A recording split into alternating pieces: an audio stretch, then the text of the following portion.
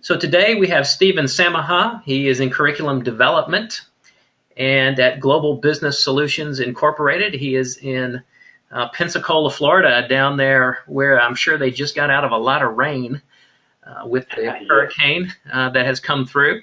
But we're glad to have him here today, and he is going to be discussing with us next generation learning, virtual instructor-led training ecosystems. Stephen has many specialties. He's a writer, digital marketer.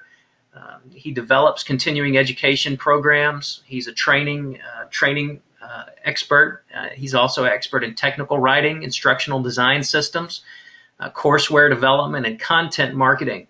So he is a man of many talents, and we are honored to have Stephen Samaha here today.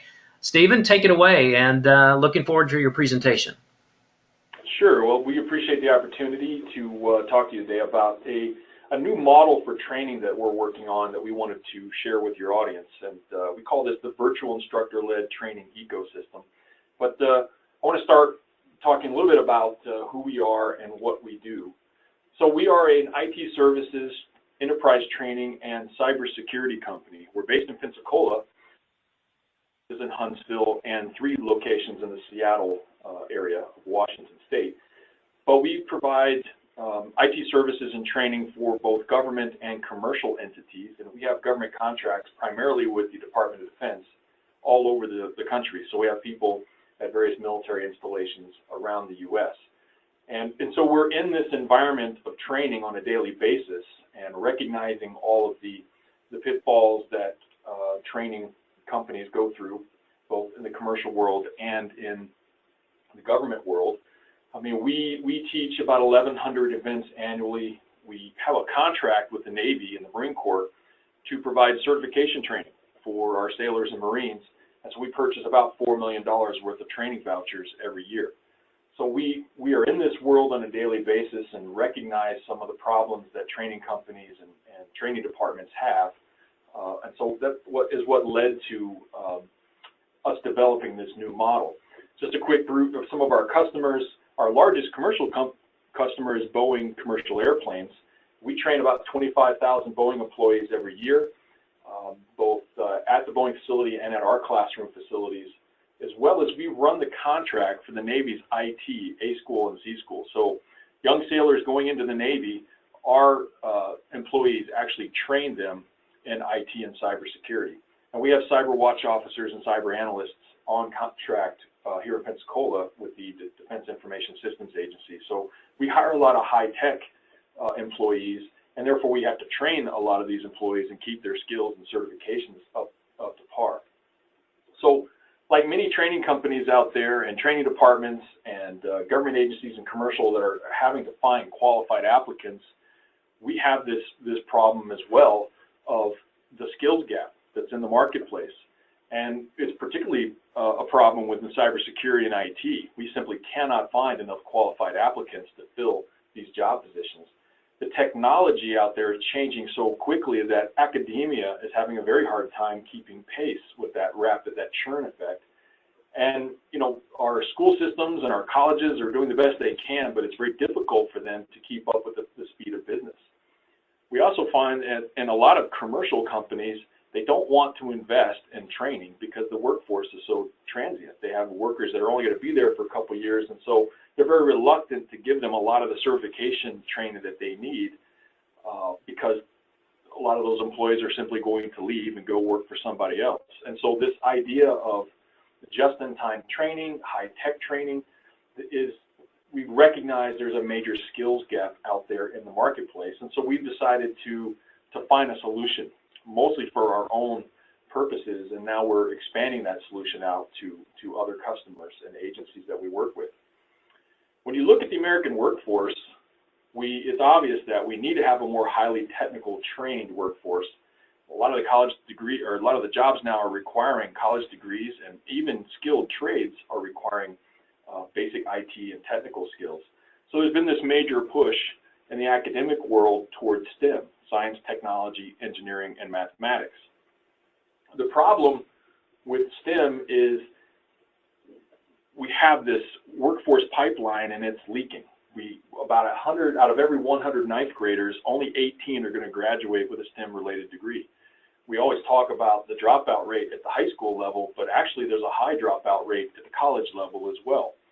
So our academic system, and we're asking more and more of the academic system to provide not just the hard skills, but also the soft skills.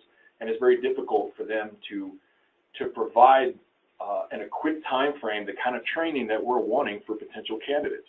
And as a result, industry is continuously complaining that we can't find workers with the skill sets that are needed.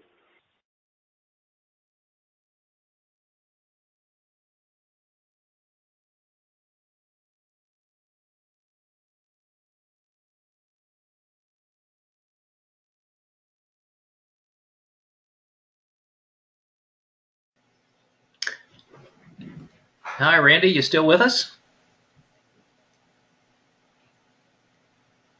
All right. So it looks like Randy's disconnected here for a moment. Not sure what happened. Randy, you'll want to, looks like we may have gotten your line may be muted. Or excuse me, Stephen, looks like your line may be muted, or that you may have to call in, or that you disconnected. Looks like you're going to need to call back in. So while he's doing that, a couple of the slides that he showed just a moment ago, I'm going to give him just a moment to come back, and he talked about the leaky pipe in science, technology, education, mathematics, and certainly we see that very much so. We also see that in other countries as well. Recently I was in Saudi Arabia and the United Arab Emirates, and one of the things that they talk about for especially industrial skills training is the need for the people who are just out of high school to have basic proficiency in reading and math. And oftentimes when you get to the workplace, those gaps have to be filled before the organization can move forward with actually training and picking up where the learner is supposed to be. Do any of you, as we look at across our attendee scope today, do any of you in your industries have those types of gaps? Love to ask you that question. If you do, raise your hand and I'll unmute you and you can tell us about your gaps in your industry. I think Randy's going to start to tell us here in a minute how some of the solutions we have here can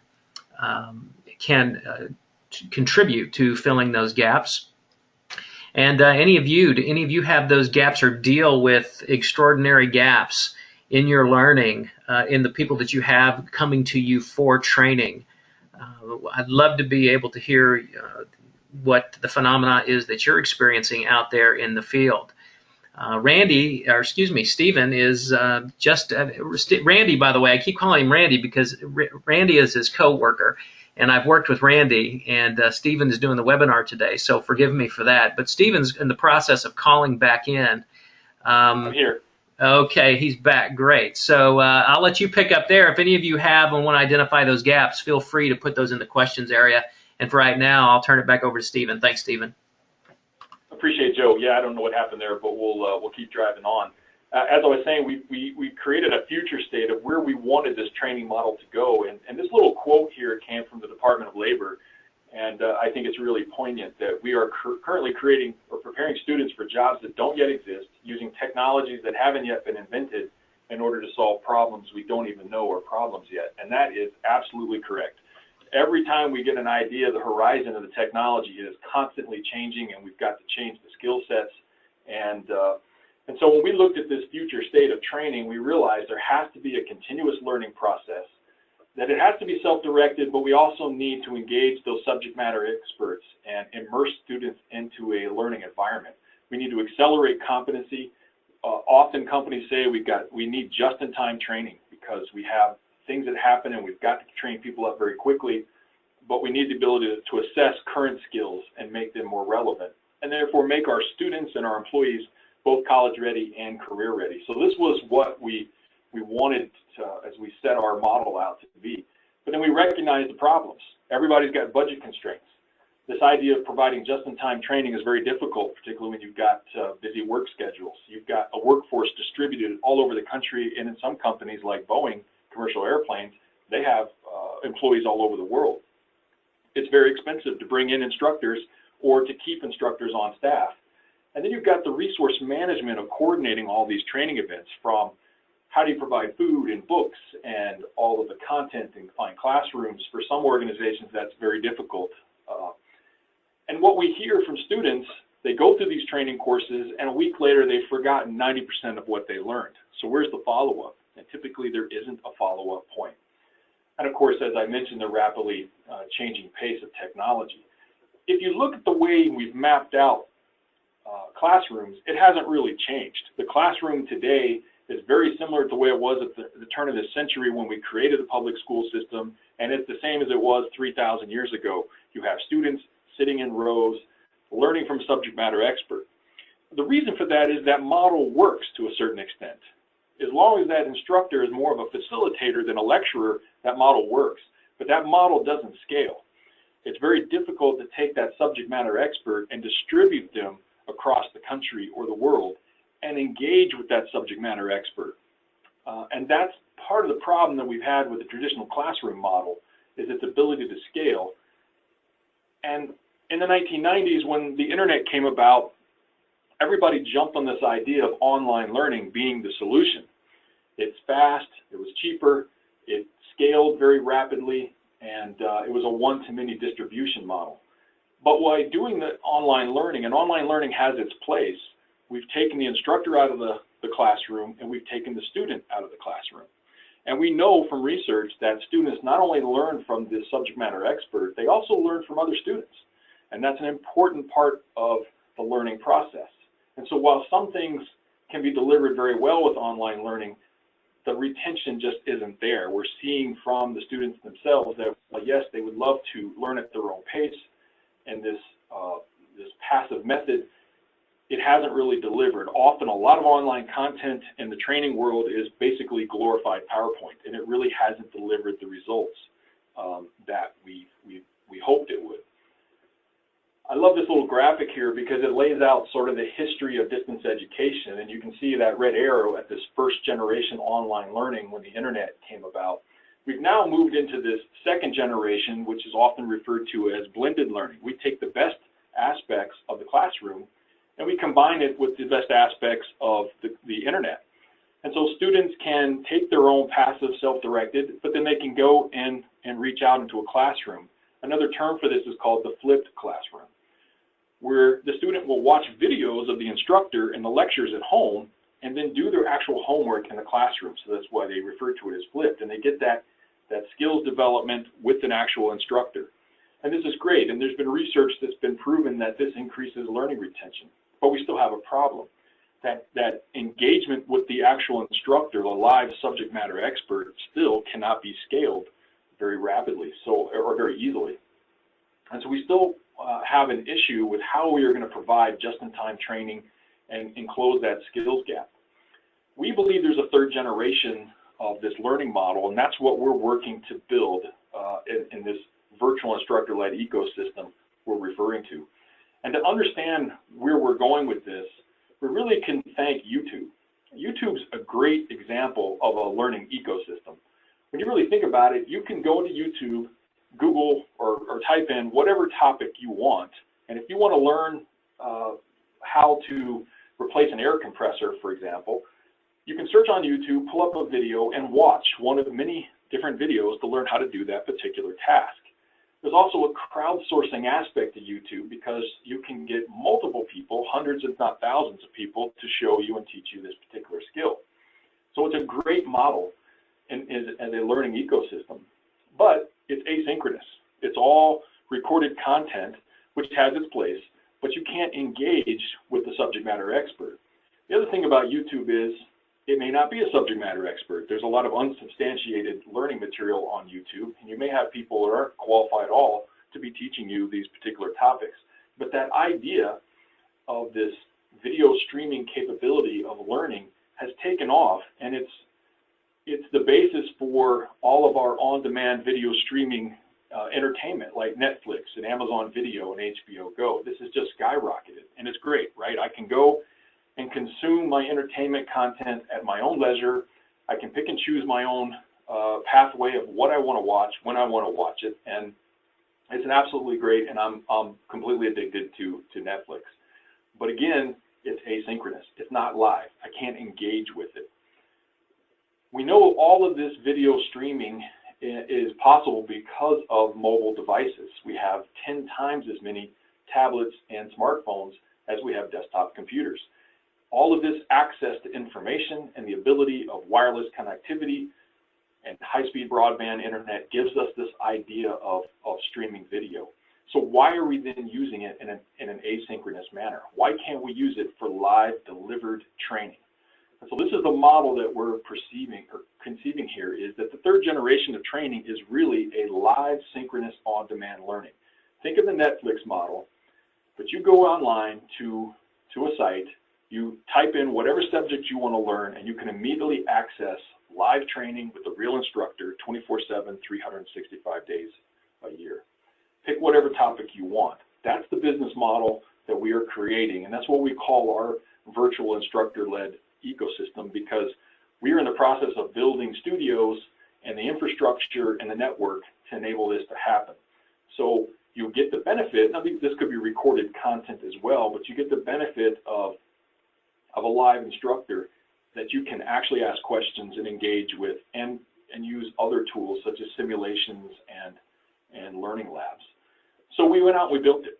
We actually built it, and we built it initially for the Navy because that's one of our primary contractors. So we have at our headquarters in Pensacola 4 studios, and we can teach from these studios to multiple locations simultaneously around the country. It's very easily to scale this particular technology, and right now we focus more on the IT and the cybersecurity arena because that's where we had the need. It's also enabled for mobile, so you can access this training through a phone, through a tablet, through a laptop, or you can actually be sitting in a classroom, which we prefer to use it. The difference between this and the technology we're using now, such as a WebEx, is that WebEx and Skype and these types of technology connects computers to computers. Our goal is to connect classrooms to classrooms. We want that immersive experience. We want the students to be able to interact with each other as well as with the instructor. You can still take it on an individual basis. You can still be at home and access this kind of training through a tablet, or you can record the training. But the idea of this ecosystem is to go out and connect classrooms and get back to that idea of this immersive learning experience. And so we've created the technology and the model around this. We've integrated a lot of simulation tools and hands-on learning labs. An entire resource management piece goes with this, so we can coordinate everything from textbooks to food delivered to a classroom if it was more of a commercial type learning environment. And so when we looked at all those complexities of running a training, it is live, it is synchronous, we can provide just-in-time training, we can time slice that training. Instead of a 40-hour boot camp, maybe a student only wants 1 hour or 4 hours on a particular topic, so they can just plug in to the network, receive as much or as little training as they want, and we can deliver the right training to the right person at the right time with this particular model. We accelerate competency that way, and we can provide continuous follow-up with this model. So that idea that 90% of what you learn in a lecture you forget within a week, we have the ability to provide the follow-up training with this particular ecosystem that we're talking about. So let me just show you a couple of case studies, because we built this system and we implemented it with the United States Navy. This was our first pilot test of the technology. And the Navy came to us and they said they had a very high-end Oracle data analytics course they wanted to teach some of their people up in Norfolk, Virginia, and here in Pensacola. This is a very expensive, it's a business intelligence course. The number of people they wanted, this was going to be a $150,000 course, and it was going to take 10 days to teach it. The cost of sending an instructor to Norfolk and to have one here was part of this high-end price tag. So they came to us and they said, we've got a problem. There's limited days that we can provide this training. So what we did is we set them up in our classroom here in Pensacola in one of our studios, and we set up another studio up in Virginia Beach, which is very close to Norfolk. And we ran this class simultaneously with the instructor out of Pensacola. This is a course that required some simulation labs and some other tools in order to implement this data analytics training. We cut the cost of this in half because instead of 10 days, it only took 5 days to train this class. We took the acceleration, obviously, was for competency was cut in half, and the time from 10 days down to 5 days. So across the board, this saved the Navy $75,000. Now, you understand the students in this class are all instructors for the Navy. So these are people that are master training specialists. And this is a tough crowd. So, you know, they're professional instructors that we were giving this training to. And they scored at 9.7 out of 10 because they really felt that this was an immersive, engaging environment. This was not watching a talking head on a laptop screen. This was actually, you feel like the instructor's in the room with you. And we were particularly interested in this concept with the students in Virginia Beach, where the instructor wasn't there, they were watching them through a screen. So that proved the concept. So we decided to take this and expand out our network. We went to Huntsville City Schools. We have an office there, and Huntsville City Schools had a problem. They have they are the national cybersecurity champions. They have a cybersecurity career academy there, and cybersecurity is a very big topic right now. If you just pay attention to the news, there's all kinds of stories about hacking, and Equifax just got hacked. And so right now there's about 400,000 or 500,000 job vacancies in the United States for cybersecurity.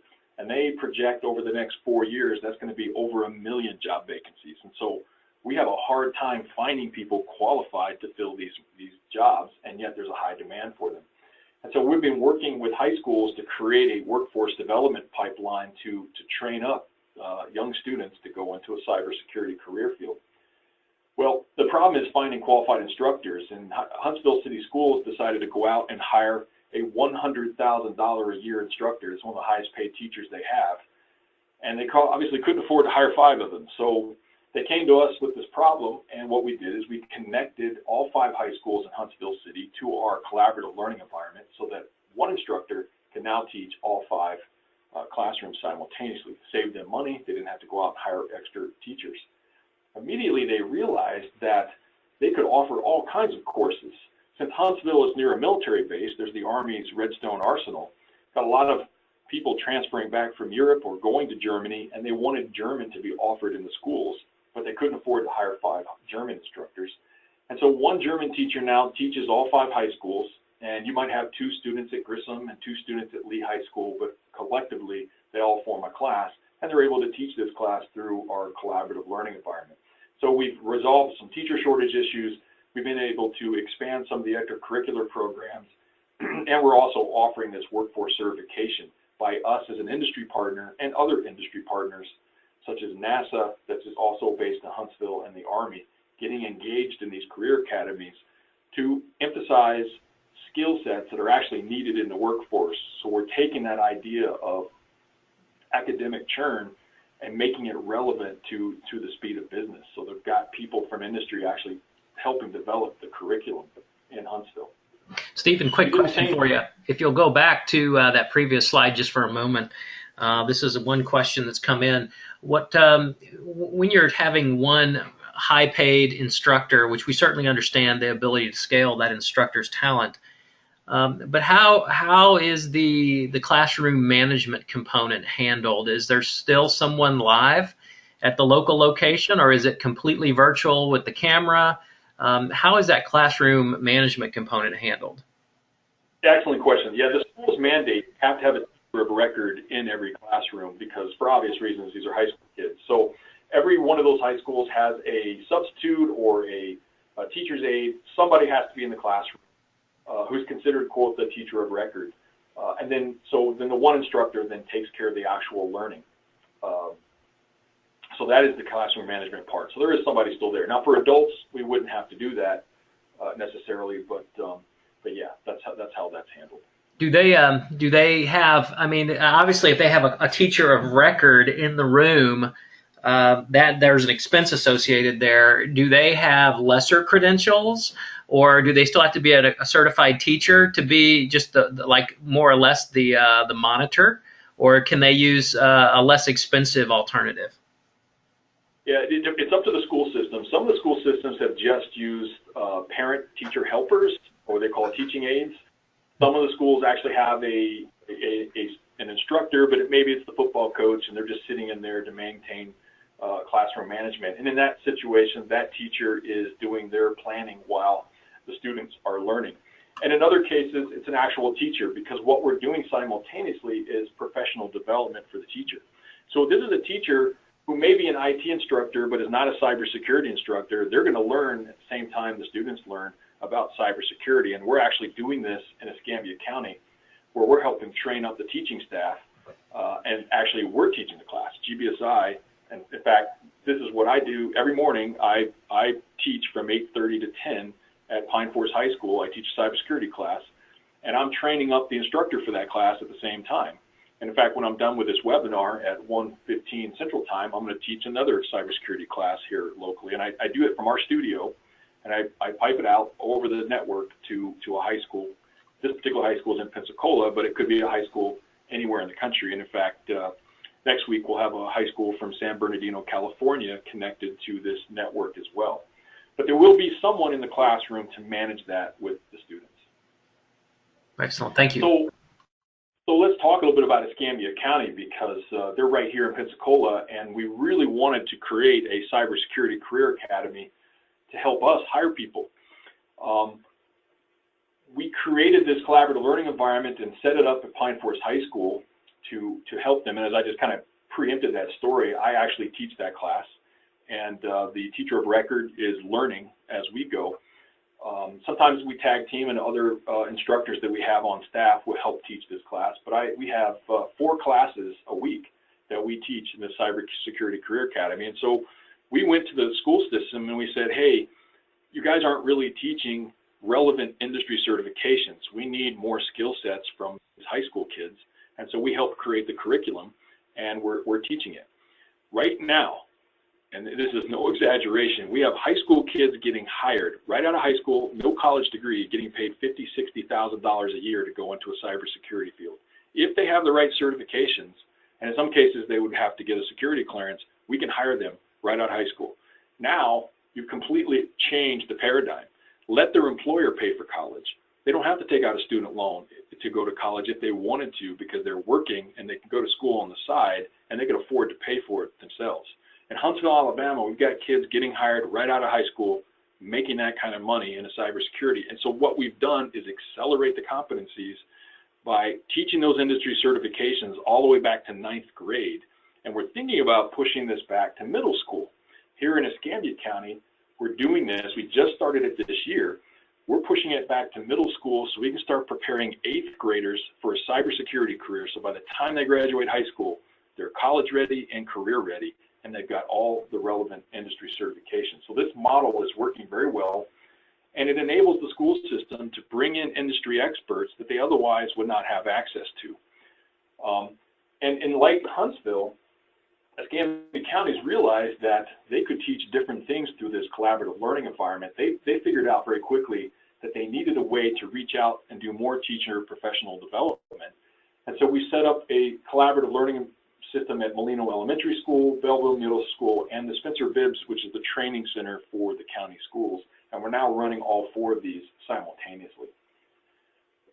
We also did this with a local community college, Pensacola State College. So they had an interesting problem in that one of their campuses was so far away in the county they couldn't get instructors to drive up there. So they came to us, and we solved this problem by installing the collaborative learning environment at each of their campuses. Now, one instructor can teach all 5 campuses simultaneously, and they too have expanded out the curriculum. So they're offering everything from music appreciation to psychology 101. And what we've now done is connect the local high schools to the college.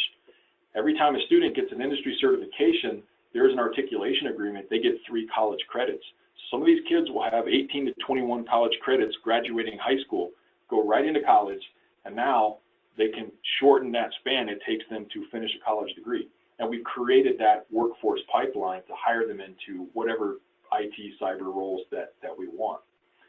We're expanding this network out even further by placing our technology in local community centers, government industry locations, more schools, both secondary and post-secondary, and of course individuals with their own laptop or tablet or whatever can tap into the system as well. We're moving towards a model in which this started out as workforce development, but we're moving closely to a model of this idea of kind of the Netflix concept, where we're going to have a warehouse of studios with instructors running classes 24/7 and multiple time zones, so that you can just log on, pick a class, and it'll be accessible to you on whatever topic that you want. So that's where we're headed with this. We have our own, it's kind of like a TV production concept, but using the internet as the delivery mechanism. But the goal here was to create that immersive environment, that classroom model, so that you are completely engaged with the instructor and with the other students. And so we really are continuing to connect classrooms rather than just connecting devices, so that we can maintain that immersion and that learning effectiveness. And so we know from the assessments we've done, we're having really good feedback from the students. They like it. The ability to share resources and to save money across the board has been very successful for us. And then as we move forward, we feel there's all kinds of technological advancements we can make to this: virtual reality, augmented reality. We can start outfitting classrooms with transparent OLED screens and really make this environment even more immersive as we move forward with this project. So we wanted to share that with you. I know we're at we're about 46 minutes in, and people probably have some questions, so we wanted to leave some time for that. So any questions right now, that be happy to answer on what we've done here. All right, this is our chance to ask some questions about some of these exciting and learning environments that we see that Stephen has been able to implement with his organization. A lot of the ideas here can translate to your organization as well. Here's a few questions that have come in, and I will ask. When you are, Stephen, when you're facilitating this virtual learning environment, you had showed a graph or some photos that talked about direct learning via distance learning, then asynchronous, then the blended approach. When you're helping a client decide on what content is best to teach via one of those approaches, you know, you talked about the flipped classroom as well. How do you help a provider make instructional design decisions based upon whether their chosen environment is synchronous or asynchronous? In other words, is there some content that you suggest that is offered asynchronous versus where others would be better in a synchronous environment? Yeah, we would do a needs analysis with that client and tell them, you know, ask questions as to what are they trying to achieve, how many students they have, what type of content. So, for example, with our cybersecurity course, we can do most of it through our collaborative learning environment, but sometimes the students need to go in there and rip computers apart and do some hands-on. Some of that we can also do through this environment. Some of it needs to be in a classroom setting, and the teacher of record in that case would facilitate that. So it all depends on what the content is, what the target audience is, and what the needs of the organization, what are they trying to achieve. So that needs to be assessed on an individual basis through a needs analysis. Interesting. All right. Well, you talked a little bit about hands-on and taking apart a computer. Could you give us some other examples of perhaps some hands-on exercises that you have used in your learning environments? Well, sure. For example, I'm a CPR instructor on the side, and we could use this collaborative learning environment to teach things like CPR. If I have the proper setup and I can observe the students performing the skill sets, then they could be in a classroom at the other side of the country, and I can observe them. And depending on what kind of training resources you have, you can assess them. Are they doing it properly? Are they doing the proper compressions? The technology is out there, but again, the ability to then scale this very rapidly to multiple locations is possible. We've also been working with the Navy. So say, for example, a drone goes down in the mountains of Afghanistan, and they've got a team that needs to go in and recover this particular device. If they've got, say, a GoPro camera that's hooked up to this network, an expert at the NETSI is the Naval Education Training Command, all the experts on how to maintain and take apart and put together this particular aircraft, they're all based here in Pensacola. They could communicate through a system like this to a team, an advanced team on the ground, say in Afghanistan, and walk them through the process of taking this part and accessing the black box. So you have many ways that we can communicate through this immersive environment to facilitate not just learning, but walking somebody through a skill set that maybe they've never done before. And we've talked to the Navy actually about that very example. Excellent, excellent. A few other questions have come in. How about cameras? We know obviously cameras are a big part of what you do, and you have a pretty high-end environment. Do you know any research about, the value of cameras versus over like what we're doing today with no camera but a presentation? I've always personally found that cameras are help build that personal rapport when you're conferencing with individuals or organizations. Do you know of any research, or what are your thoughts on the use of camera and actually showing the instructor teaching? Is that, based upon what your experience is, what are your thoughts on some people call it the talking head syndrome, but at the same time, there could be value in establishing that rapport, especially in an interpersonal environment that could be facilitated by a high-end virtual learning setup. So what are your thoughts about cameras? Yeah, we have found, particularly younger students, that they like seeing the instructor, they like being engaged, and they become more engaged when they actually see the instructor. So typically what would happen is you would see me in a little box, you would see my PowerPoints, and you would see me in a little box as we're talking. And what's always amazing is when a student raises their hand and I say, yeah, what's your question? And they're always amazed that I actually can see them and talk to them. And then after they start engaging with me, they can see me, I can see them, they forget the fact that I'm not actually in the classroom, and it's almost as if I'm standing right there in front of them. Once they get past that little psychological barrier, they realize that it's such an immersive experience so we find those cameras are very helpful to engage those students. Now there are some things, a simple webinar like we're doing now, where maybe the camera is not necessary, but I hazard a guess if we were going to drag this to a more technical level, and there was going to be a lot more direct questions on a technical level, then having that camera and having that eyeball-to-eyeball contact will be very important. And actually this system that we've implemented, you could go out and build a collaborative environment like we have for about $100,000. We took a completely different approach. We took off-the-shelf equipment and created for a quarter of the cost to build this for each classroom so that it was easily scalable and would fit within the budgets of our customers, like school systems, who always have tight budgets. So significantly less cost by using straight off the shelf, pan tilt zoom cameras and other types of cameras, and the ability to connect these cameras in the classroom so you've got different angles.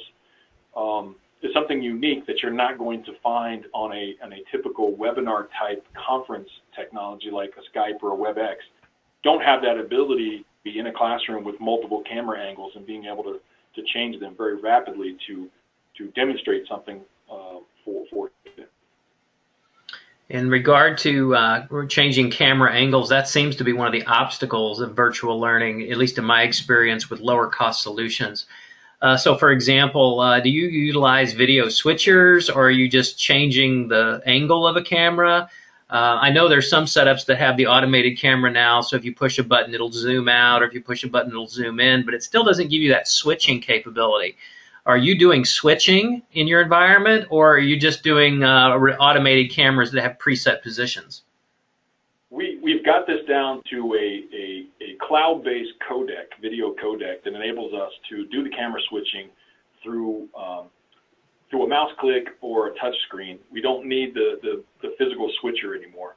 So it's a very smooth. I can switch 3-4 different camera angles based on. So for example, if I was teaching a student how to take a computer apart, I'd have a camera pointing down on top of the computer, a camera pointing towards me, and with just a push on the touch screen, I can change the camera angle very quickly. And that's a very smooth transition through this cloud-based platform that we're using that has a built-in video codec for that purpose. Oh, I see. So you're actually using then multiple cameras. Yes, we use multiple cameras so that I can change directions and very quickly show different angles as to, it depends on what I'm teaching.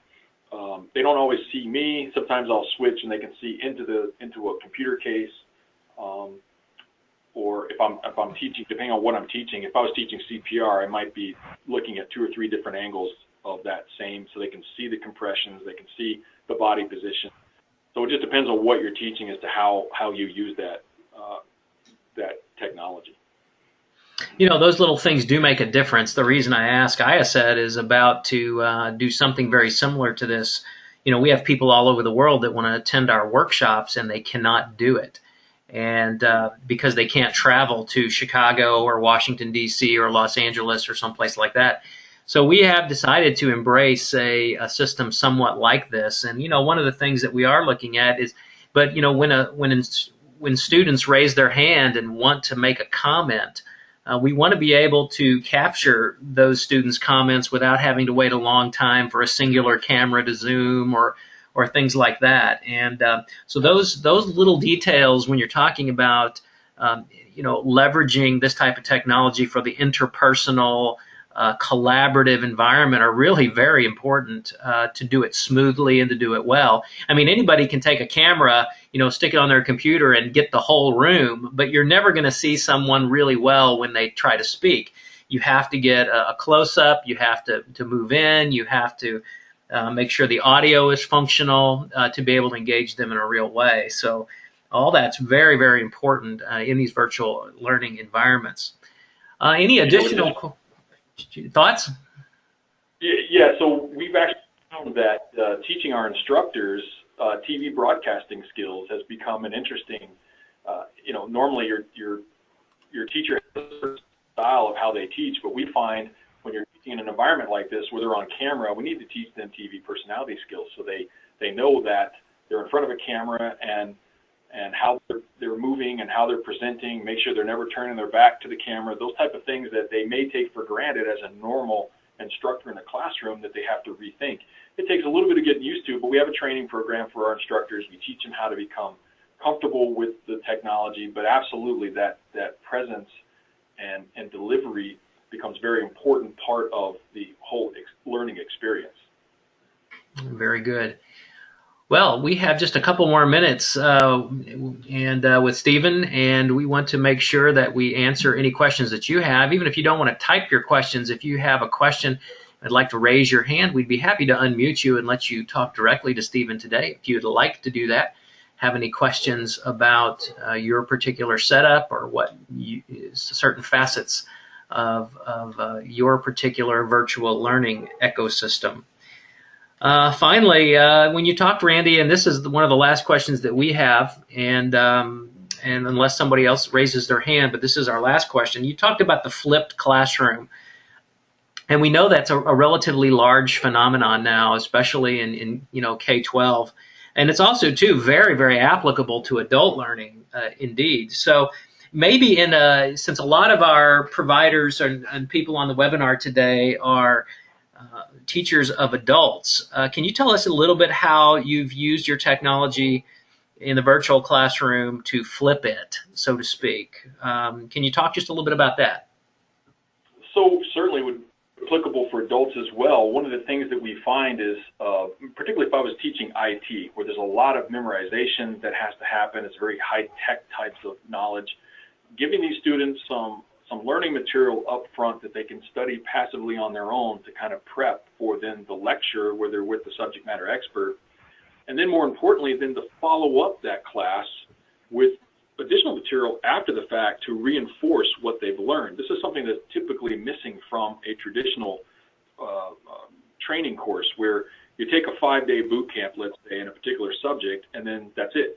But we know how the brain works, and what the brain needs is some preempt. You get to the instruction, and then a week later, a month later, 6 months later, there's some additional follow-on content that they can study on their own.